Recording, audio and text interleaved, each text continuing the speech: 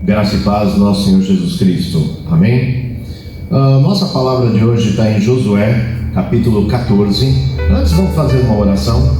Ó Pai, Senhor, nós te agradecemos por esse dia, por tudo que o Senhor tem permitido das nossas vidas. Que tudo que seja falado aqui, Senhor, seja para a tua honra e tua glória. E que realmente, Senhor, só seja colocado em evidência a tua palavra e nada mais. Nós te agradecemos em nome de Jesus. Amém. A palavra está em Josué, capítulo 14, começando do versículo 6 até o versículo 15, e nós vamos falar hoje sobre Caleb. Então os filhos de Judá chegaram a Josué em Gilgal, e Caleb, filho de Jefoné, o quenezeu, lhe disse: Tu sabes a palavra que o Senhor falou a Moisés, homem de Deus, em Cades Barneia, por causa de mim e de ti. Da idade de 40 anos era eu quando Moisés, servo do Senhor, me enviou de Cades Barneia a espiar a terra. E eu lhe trouxe resposta, como sentia no meu coração. Mas meus irmãos que subiram comigo fizeram derreter o coração do povo. Eu, porém, perseverei em seguir o Senhor meu Deus. Então Moisés naquele dia jurou, dizendo: Certamente a terra que pisou o teu pé será tua e de teus filhos em herança perpetuamente. Pois perseverastes em seguir o Senhor meu Deus. E agora, eis que o Senhor me conservou em vida, como disse, 45 anos há agora, desde que o Senhor falou esta palavra a Moisés, andando Israel ainda no deserto. E agora, eis que já hoje sou da idade de 85 anos. E ainda hoje estou tão forte como no dia em que Moisés me enviou. Qual a minha força então era? Tal é agora a minha força, para a guerra, para sair e para entrar. Agora, pois, dá-me este monte de que o Senhor falou naquele dia. Pois naquele dia tu ouvistes os que os anaquins estão ali, grandes e fortes cidades há ali. Porventura o Senhor será comigo, para o expelir, como o Senhor disse. E Josué o abençoou e deu a Caleb, filho de Jefoné, Hebrom em herança. Portanto, Hebrom foi de Caleb, filho de Jefoné, o quenezeu, em herança até o dia de hoje, porquanto perseveraram em seguir o Senhor Deus de Israel. Repara aí até o versículo 14, nós estamos falando aqui de Caleb, mas é interessante que ele se coloca diante de Josué e ele faz uma petição. A petição é: aquilo que o Senhor falou de mim, que me dê, né? Mas repara que antes de tudo, então vamos começar no versículo 6, que falava assim: primeiro que ele é filho de Jefoné, quenezeu, ou seja, ele tinha por parte de pai quenezeu e por parte de mãe ele tinha a linhagem hebraica, né? E ele disse: Tu sabes a palavra que o Senhor falou a Moisés. Repara, ele está falando de que Deus falou a Moisés uma promessa sobre ele, porque ele foi um dos líderes escolhidos. Então vamos primeiro abrir em Números, capítulo 13, versículo 2, para vocês entenderem quem era ele. Números, capítulo 13, versículo 2. E enviou-os Moisés ao deserto de Parã, segundo o dito do Senhor. Todos aqueles homens eram cabeças dos filhos de Israel, ou traduzindo, eles eram líderes. Foram escolhidos para essa missão de espiar a terra, os líderes, para eles trazerem a visão daquilo que Deus prometia. E quando eu estava meditando nessa palavra, Deus falou claramente para você e para mim que você também é escolhido, que cada um de nós também é escolhido, e nós estamos espiando a terra que Deus quer dar para cada um de nós também. Nós também estamos no meio de uma guerra. Todos nós estamos, só que a guerra é espiritual. E por isso mesmo fala em 1 Pedro 2,9: Mas vós sois geração eleita. Primeiro ponto: você foi eleito, você foi escolhido. Sacerdócio real. E às vezes a gente esquece disso, que todos nós temos um sacerdócio, todos nós temos uma função, todos nós temos um porquê, todos nós temos dons e talentos que têm que estar à disposição de Deus. E fala assim: sacerdócio real, nação santa, povo adquirido, ou seja, povo comprado.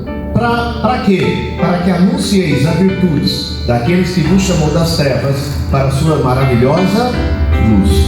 Então eu quero tirar um trauma seu nesse dia. Primeiro, você não nasceu ao acaso. Você não foi fruto de uma coincidência, mas Deus te escolheu.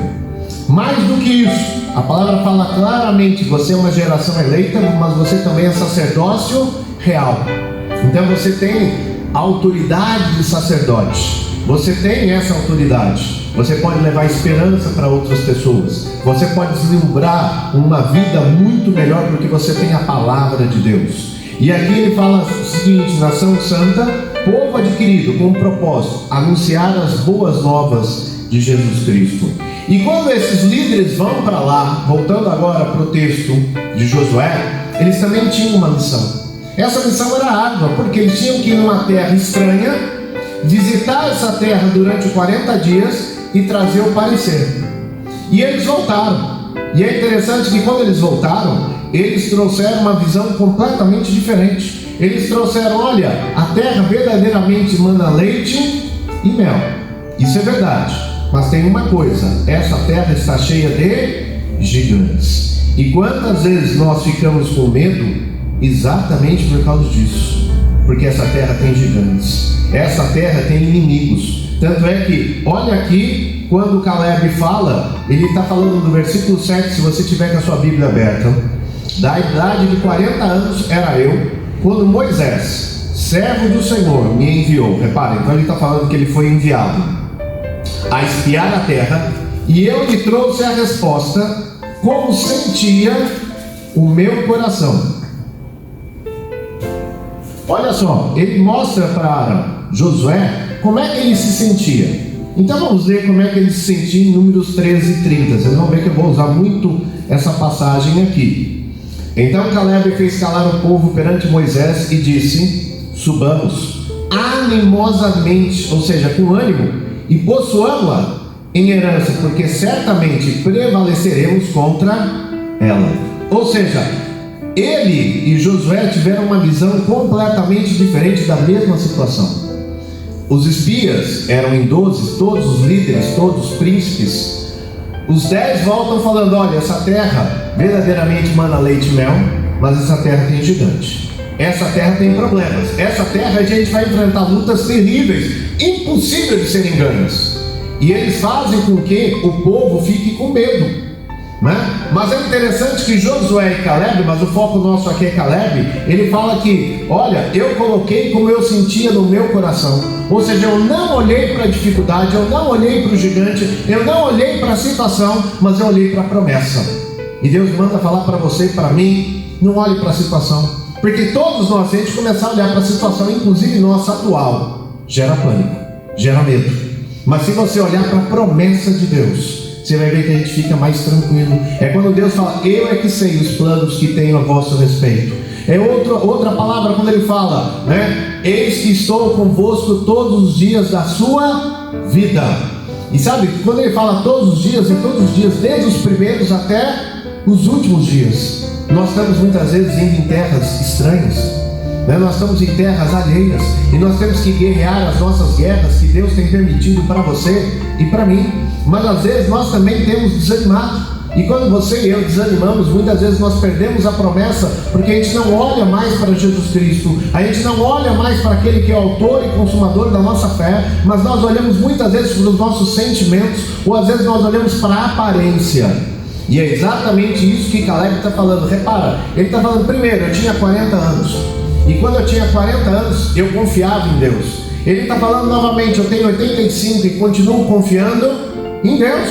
Ou seja, passou 45 anos, ele viu uma geração fracassada, por causa que não teve coragem de assumir as promessas que Deus tinha na vida, porque tinha lutas. E sabe o que eu vejo? Nós também temos grandes promessas para as nossas vidas. Todos nós temos promessa. E Jesus nunca mentiu para nós, quando ele fala: no mundo tereis aflições. Mas se terminasse o versículo aí, muitos de nós seríamos desanimados. Mas a palavra fala, Jesus fala: mas eu venci o mundo. E quando ele fala que ele venceu o mundo, ele está falando: você pode, cada um de nós pode. Olha o versículo 8, voltando para Josué 14, 8. Mas meus irmãos, que subiram comigo, ou seja, que estavam no mesmo caminho que eu, fizeram derreter o coração do povo. Isso é triste, porque fala: olha, aquelas pessoas que caminharam junto comigo, não foram outras pessoas, foram aquelas que viram a mesma situação derreter o coração do povo. O que significa derreter o coração do povo? Tirar o ânimo do povo. Vamos então ver por quê em Números 13, 31 a 33, quando fala assim: porém os homens que com ele subiram disseram: não podemos subir contra aquele povo, porque ele é mais forte do que nós. Infamaram a terra que tinham espiado perante os filhos de Israel, dizendo: a terra pelo meio do qual passamos a espiar é terra que consome os seus moradores, e todo o povo que vimos no meio dela são homens de grande estatura, ou seja, são gigantes. Também vimos ali gigantes, filhos de Anak, descendentes dos gigantes. Agora presta atenção como que a visão de uma pessoa derrotada é diferente mesmo. Éramos aos nossos olhos como gafanhotos. Isso me chama atenção, ou seja, não era nada. E assim também éramos aos seus olhos. E aí me chama uma palavra, me chama atenção. Se eles foram como espias, aquelas pessoas que estavam lá não sabiam quem eles eram. Mas mesmo assim, olha que como o complexo de inferioridade nos ataca. Porque ele fala assim: nós éramos como os gafanhotos aos nossos olhos e também aos olhos deles. Sabe o que significa isso? Eles nem sequer sabiam quem eram os 12 espias, mas eles já enxergavam, já pressupunham como que eles eram vistos também. E aí Deus manda falar para você e para mim. Às vezes é assim que a gente age. A gente olha e já imagina como a outra pessoa também está nos interpretando. Quantas vezes já aconteceu isso com você e comigo? Às vezes você vai fazer uma entrevista de emprego e você fala: não, o gerente não foi com a minha cara. E aí alguém pergunta: mas ele falou alguma coisa? Não, mas eu senti, eu percebi, eu acho que ele já está me odiando, ele já não está gostando de mim, ele não foi com a minha cara, eu já tenho certeza. E você até já coloca um decreto: já sei, ele vai falar que a vaga não é minha. Repara, você mesmo está indo contra consigo mesmo. E é interessante isso, porque eles falam exatamente essa visão. Eles derretem o coração do povo. Agora eles não lembram que aquela terra mana leite e mel. Eles não lembram que aquela terra, figos, e todos os frutos, eles tiveram que trazer 2 homens para carregar. Tamanha era a prosperidade, tamanha era a bênção daquele lugar. Ou seja, você acha que Deus tinha propósitos para eles de levar a um lugar que eles teriam que passar por vergonha, por vexame? Não, Deus já estava falando: olha, vocês têm gente lá, realmente tem gente, mas vocês vão guerrear e eu vou dar a vitória. Eles não percebem isso, e às vezes a gente também não. Às vezes Deus está falando para você: olha, eu vou dar vitória sobre a sua casa, vou dar vitória sobre a sua família, vou dar vitória sobre o seu serviço. Mas a gente, na nossa mente, nós achamos: bom, então se Deus deu a palavra que vai dar vitória, não vai ter luta. É engraçado, às vezes a gente pensa assim: não vai ter luta, vai ser tranquilo, as coisas vão fluir naturalmente, sem eu ter que fazer absolutamente nada. E esquece a palavra que a gente acabou de falar agora há pouco: no mundo tereis aflições. Ou seja, Deus está prometendo: eu vou te dar vitória, mas você vai ter que lutar. Mas eu vou te dar vitória, você vai ter que se preparar para isso, tá? E eles enxergavam de outra forma. Eles enxergavam que tudo ia ser extremamente fácil. Volta agora para o que a gente acabou de falar. Caleb falou o quê? Mas eu perseverei no meu Senhor. Em quem você tem perseverado? Em quem eu tenho perseverado? No que eu vejo lá fora? Nos meus sentimentos? Ou na palavra de Deus? Porque todos nós, de vez em quando, ficamos com medo do futuro. Todos nós, às vezes, ficamos com medo do que vai acontecer o amanhã. Mas como a palavra de Deus promete, uma amanhã pertence a Deus. Nós temos que confiar. Quando eu estou triste, quando você está triste, sabe o que você tem que fazer? Não é mostrar a sua cara de triste para todo mundo, mas é ir no altar, ir aos pés de Jesus Cristo e falar: renova meu ânimo, renova os meus sentimentos, que eu possa novamente confiar totalmente na tua palavra, não naquilo que eu estou sentindo, não naquilo que eu estou vendo. Porque a fé não é isso. Fé não é você confiar naquilo que você vê. Fé é você crer quando você não enxerga absolutamente nada. Olha só o que mais que ele fala. Então, versículo 9: então Moisés naquele dia jurou: certamente a terra que pisou o teu pé será tua e dos teus filhos em herança perpetuamente, pois perseveraste em seguir o Senhor meu Deus. É interessante porque Moisés fala meu Deus e Caleb também fala meu Deus. Ele não fala teu Deus. Ou seja, ele está falando de experiências próprias. Vamos continuar então? Pega agora. Quando ele se posiciona, parece que a situação fica pior ainda. Porque olha só, isso vale para você e isso vale para mim. Números 14, de 6 a 10. E Josué, filho de Num, e Caleb, filho de Jofoné, dos que espiaram a terra, diante da posição daqueles 10 espias, rasgaram as suas vestes.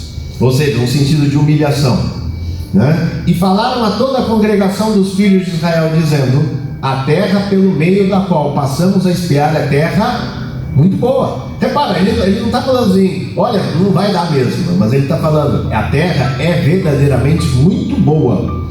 Se o Senhor se agradar de nós, então nos porá nesta terra, e nos dará terra que manda leite e mel. Tão somente não sejais rebeldes contra o Senhor. Repara, ele está falando, olha, Deus já prometeu, Deus vai cumprir. E eu quero falar isso sobre a tua vida nesse dia. Deus prometeu, Deus vai cumprir. Pode estar dificílimo, pode estar difícil, você pode estar chorando, você pode estar perdendo, eu posso estar perdendo o sono, mas Deus vai cumprir.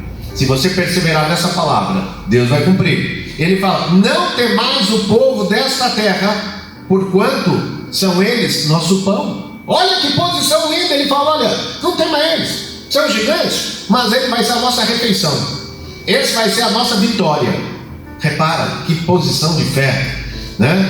Retirou-se deles o seu amparo, e o Senhor é conosco, não temais. Repara, ele está falando: olha, Deus está com a gente, e como diz a palavra de Deus, se Deus está conosco, nada pode nos deter. Se Deus é por nós, quem será contra nós? E a gente esquece essa palavra.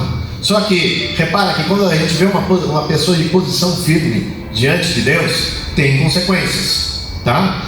Então, versículo 10: então disse toda a congregação que os apedrejassem. Repara que além de eles não concordarem com Josué e Caleb, eles querem apedrejar, porque eles não concordam com a visão deles. E é isso que a gente vê muito hoje. Pessoas que além de não ter fé, ainda querem destruir a fé dos outros, querem destruir a vida dos outros. Mas aqui vem uma coisa que é linda demais. Porém a glória do Senhor apareceu na tenda da congregação a todos os filhos de Israel, e disse o Senhor a Moisés: até quando me provocará este povo? E até quando não me crerão?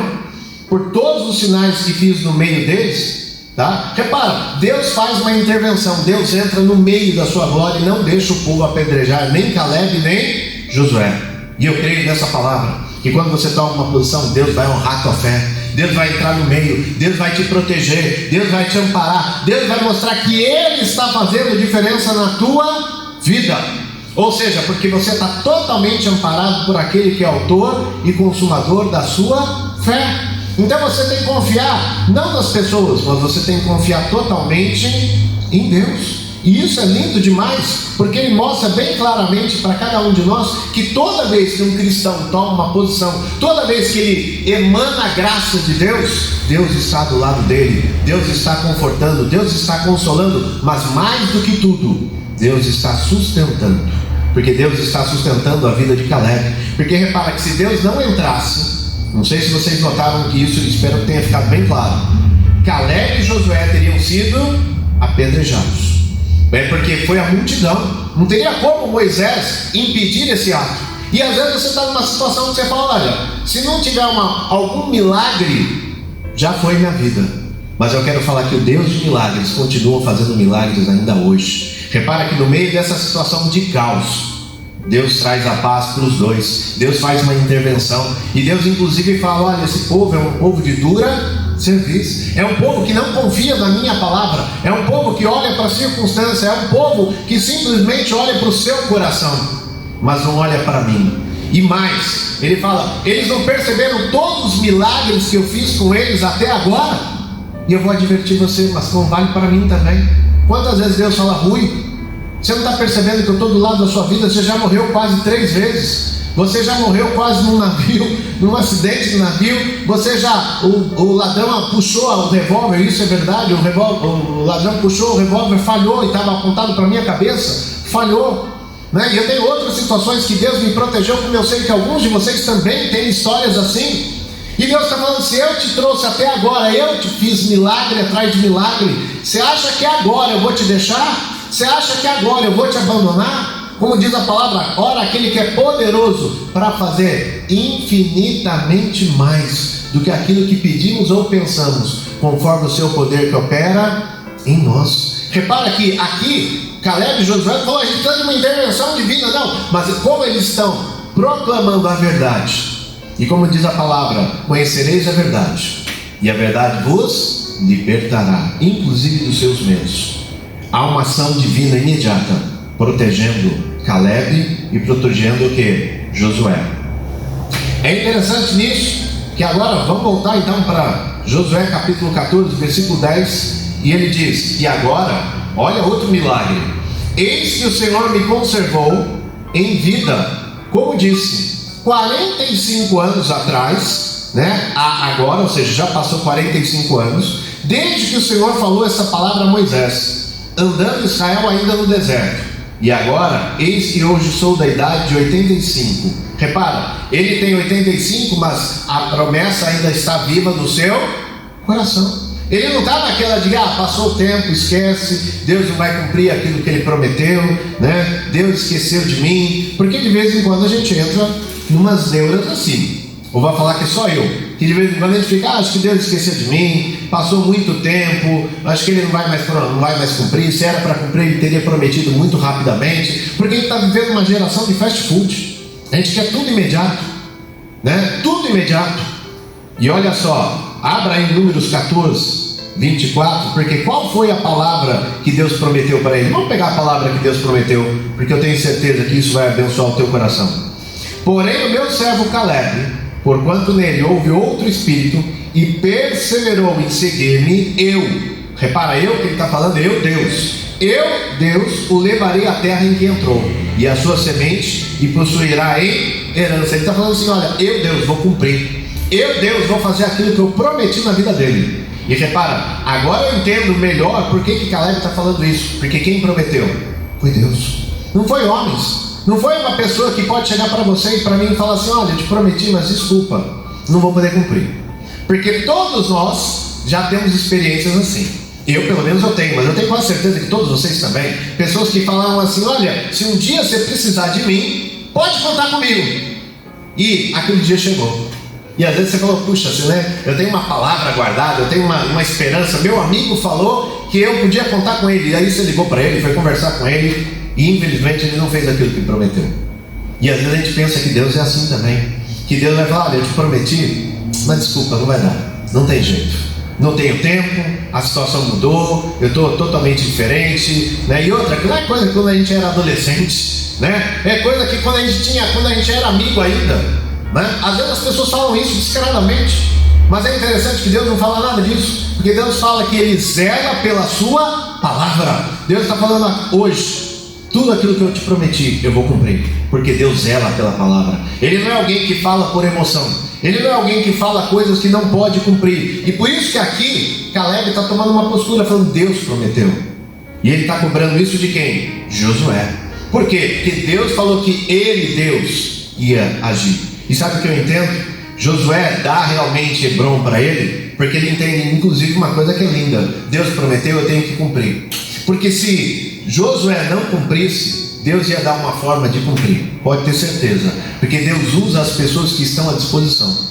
Mas se você não tiver à disposição, é triste ouvir isso. Deus vai usar outra pessoa para fazer um milagre, Deus vai usar outra pessoa para abrir a porta, Deus vai cumprir aquilo que prometeu, mas através de outra pessoa. Isso é triste, porque às vezes a gente deixa de ser canal de bênção. Lembra que nós começamos falando que Caleb, assim como os outros espias, eles eram o quê? Os maiorais, eles eram príncipes, tá? Repara, eu também comecei falando em 1 Pedro 2,9, que vós sois nação santa, sacerdócio real, povo de propriedade exclusiva de Deus, ou seja, você é escolhido. Perante Deus você é um príncipe, e Deus quer cumprir tudo aquilo que Ele prometeu para a tua vida. Nós todos somos predestinados a Jesus, se nós aceitarmos. Como predestinado? Não tem ninguém predestinado para o inferno.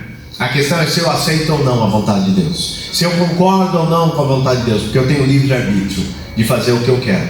Eu posso ter promessas e ainda assim as promessas não se cumprirem, porque eu não quero me submeter às promessas de Deus, ou porque eu não quero as lutas. Porque eu quero uma vida mais tranquila, eu quero uma vida mais sossegada. Portanto, às vezes a gente sai da presença de Deus, porque as promessas têm lutas. Às vezes Deus está falando assim: olha, para alguns aqui, nesse dia, eu vou restaurar a tua casa. Você fala, maravilha. Aí passa 1 ano, sua casa não restaurou. Passa 2 anos, sua casa não restaurou. Passa 5 anos, sua casa não restaurou. Sabe o que vem na nossa mente? Larga a mão, joga fora, joga na lata, parte para outra. Você vai ver que muita gente já deve ter dado um conselho para você assim: esquece essa promessa. Mas Deus manda falar para você: eu renovo essa promessa. Pode até demorar na sua mente, mas Deus vai restaurar. Se Ele prometeu, Ele vai restaurar. E você tem que tomar posse dessa palavra, você tem que tomar posse dessa promessa, para você poder falar como Caleb. E é interessante como que Deus colocou na minha mente Caleb. Por quê? Passa muito tempo, porque repara que ele fala 45 anos atrás, e aqui ele fala algo lindo. Quer ver? Versículo 11: e ainda hoje estou tão forte como no dia em que Moisés me enviou. Qual a minha força então era, tal é agora a minha força, tanto para a guerra, para sair e para entrar. Sabe por quê? O povo está admirado, falou assim: mas tem gigante lá. E ele está falando: não tem problema, eu tenho 85 anos, mas não estou morto. E outra, eu tenho o mesmo vigor que eu tinha 45 anos atrás, eu tenho agora. Vai me desculpar, isso não é normal. Imagine, passa 40 anos eu chegando falando assim: olha, a força que eu sentia há 40 anos atrás é igualzinha. Todos nós que vamos ganhando idade, você sabe que esse processo você vai perdendo lentamente, mas vai perdendo certas habilidades, a força bruta, você vai perdendo algumas coisas. Mas aqui tem um segredo, e é isso que eu quero que você, assim como eu comecei a entender. Abra aí a sua Bíblia em Isaías 40:31. Alguns conhecem de cor essa passagem, eu acho linda demais, porque fala assim: mas os que esperam no Senhor, repara, tem uma promessa, e espera no Senhor, renovarão as suas forças, subirão como águias, tá? Correrão e não se cansarão, caminharão e não se fatigarão. Sabe por quê? Porque tem uma promessa. E quando Deus dá uma promessa para você, até que ela se cumpra, você vai ter força para que Deus realize as promessas dele na sua vida, na minha vida. E ele faz uma comparação linda. Por que com a águia? Porque a águia vive praticamente ao mesmo tempo de idade que um homem, de 70 a 80 anos. E a águia também tem uma fase extremamente interessante. Quando ela chega nos 40 anos, é a fase de renovação.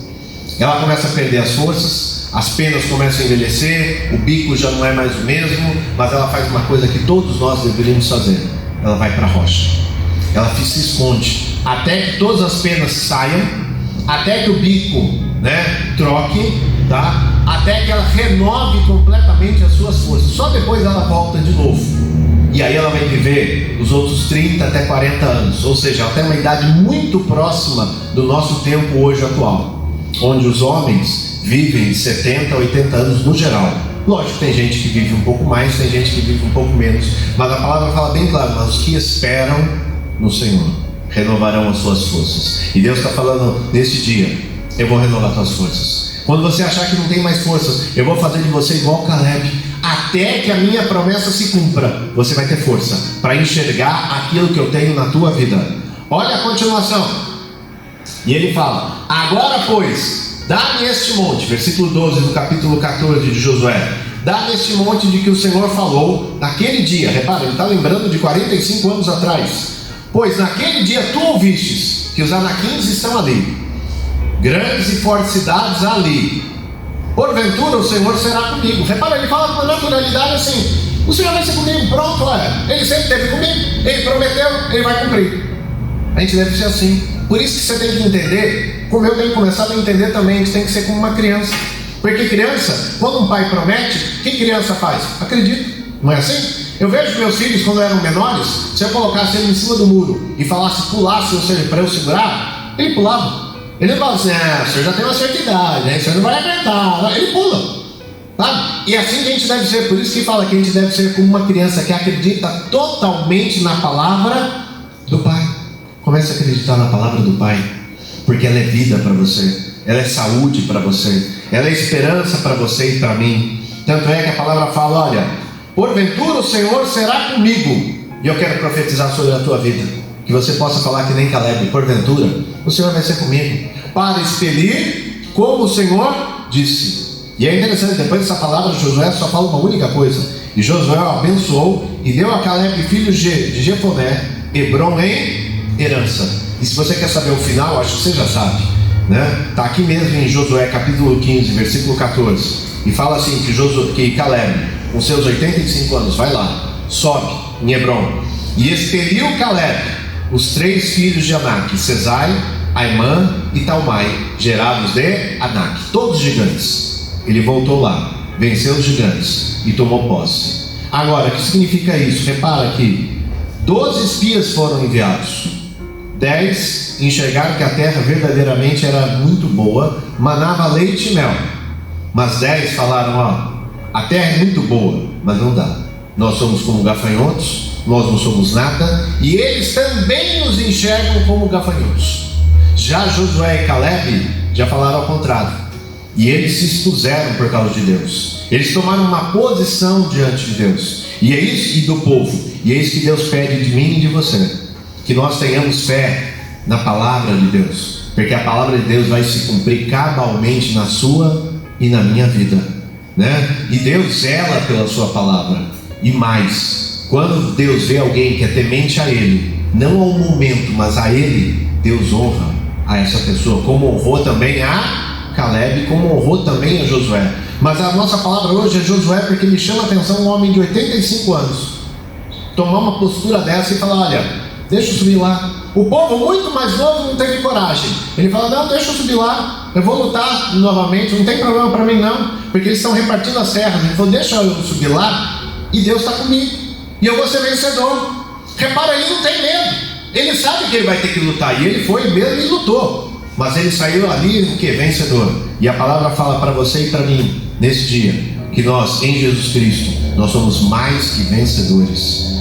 Deus quer fazer algo tremendo na tua vida, mas Ele quer lembrar que Ele tem palavras para você. Mesmo nessa tribulação que a gente anda vivendo, mesmo nesse caos que a gente anda vivendo, Deus ainda faz diferença nas nossas vidas. Deus ainda fortalece. Deus ainda fala para você: eu sei o que eu tenho planejado para a tua vida. Pode ter gigantes. Eu sei que na minha vida tem aparecido gigantes enormes. E às vezes eu tenho contado com alguns irmãos que é uns desafios que eu tenho que às vezes estudar coisas que eu nem, muitas vezes não dominava. Mas Deus começou a prometer também: mas eu vou te dar a vitória. E quando Deus promete, não é porque eu sou especial, mas é porque Ele é especial. E porque a palavra dEle é especial. E porque Ele zela pela sua palavra. Eu quero terminar falando que Deus vai zelar pela sua palavra na tua vida também. Guarda essa palavra hoje. E eu tenho certeza que Deus quer falar: olha, agindo Deus, quem impedirá da tua vida? Vamos orar. Pai, Senhor, nós te agradecemos por essa palavra de ânimo, dessa palavra que ainda que a gente tenha muitas tribulações, que nós não tenhamos medo de gigantes, ó Pai. Que ainda que outras pessoas que começaram a caminhar junto com a gente, porque às vezes nós vemos pessoas que dentro da igreja também caminharam com a gente, mas muitas vezes por medo abandonaram, e muitas vezes levaram palavras de medo para outras pessoas, até mesmo contaminando essas outras pessoas, ó Pai. Que nesse dia nós possamos ser que nem como Josué e Caleb, que nós possamos até nos arriscar e falar: eia, vamos subir, Deus vai dar vitória, não interessa que tem gigante, porque Deus tem uma promessa e Ele zela pela sua palavra. Nós oramos nesse dia, porque o Senhor tem zelado pela sua palavra. Eu sou uma prova viva disso, e eu sei que tem muitas outras pessoas. Traz alegria nesse dia. Traz, Senhor, restauração, divisão, que todos nós possamos enxergar, não o que está acontecendo lá fora, mas o que está acontecendo dentro dos nossos corações. Que nós possamos olhar para o Espírito Santo, que tem intercedido por nós, com gemidos inexprimíveis. Nós oramos e te agradecemos em nome de Jesus. Amém. Que Deus os abençoe e tenha um bom domingo a todos e boa semana, em nome de Jesus Cristo. Amém.